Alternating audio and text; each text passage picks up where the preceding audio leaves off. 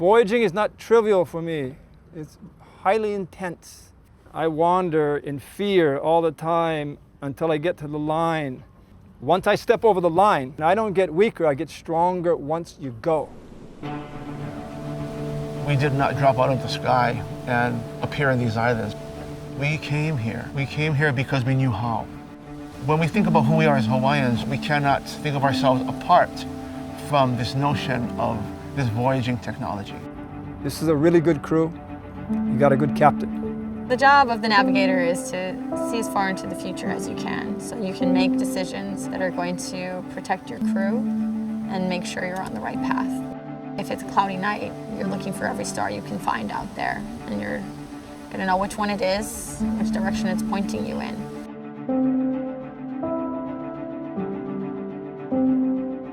We crossed the largest body of water on Earth on purpose, and we were doing it for centuries.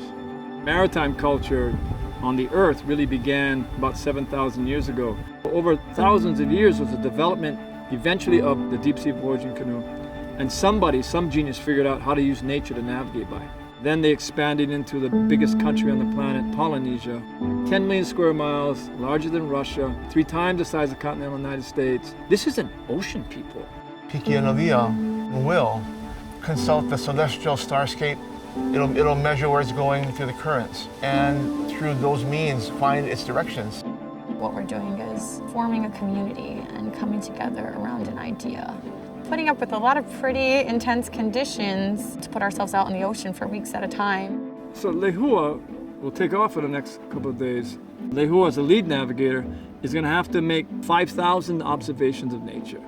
A wind, the wave, the cloud, the star, the sun, the moon. Part of finding an island is being able to see the signs that show you an island. I would have never thought to worry about how many seabirds were out there until I just needed one, and every single one of them was going to be so critically important for us to arrive. We talk about navigation as being non-instrument. The instrument is yourself and your body. You can feel what's going on. You can feel the wind, you can see the stars, you can see the sun, and you can feel the waves underneath you. It's hard. She'll be up 22 hours a day. She's going to have to make the best observations and the most clearest decisions when she's the most tired. There are elements out there that are guiding you. And I can't always put a description on what they are. I say they're my ancestors. When you know, but you don't know how you know. Is it because of your long training? Is it spiritual? Is it luck? Is it ancestral? When you start to go back and look at the worldview of the Hawaiian, the heavens, the fresh water, and the top of the mountains and the sea was first. Nature was permanent. The human being was temporary. Completely different than the worldview of the modern man. Although I consider myself a lifelong student of my own language, a word for nature doesn't naturally come to mind. Traditionally, I wonder if that could be related to how we view this notion of nature. Nature is not this thing out there that we do something to. We are it, and if we're feeling that things are out of whack, there's an imbalance. We are that imbalance.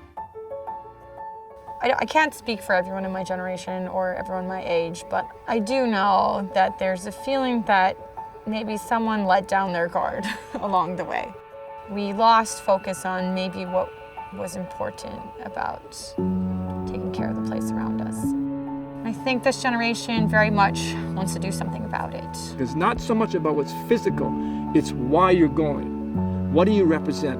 Who are you standing for? On the other side of that ocean are more people that we think we need to talk to and that we need to connect with, and that perhaps have the same ideas about protecting their places and where they're from and their homes and the ocean. That sense of the relationship to nature begins with our understanding of where we really fit in the larger hierarchy of nature, and it's nowhere near the top. I don't like the idea you guys are going without me, but like I said the other night, this island you seek is not mine, it's yours. It's the younger generation stepping up and finding it. But I do believe it's time to go. It's time to go. It brings us closer to nature than any other experience that I know of. And that's why, in the end, we're not training navigators, we're training leadership to be able to understand nature enough to do something about it. Our real dream is that our voyage will maybe help inspire 10,000 voyagers, not on canoes. So when we sail and we are successful, we start to enrich every single child that wants to believe that they come from a powerful place, a powerful ancestry. Every single child that also knows there are those who are fighting for tomorrow, for their world, that we're standing up for them. We're not inactive. That's why we sail.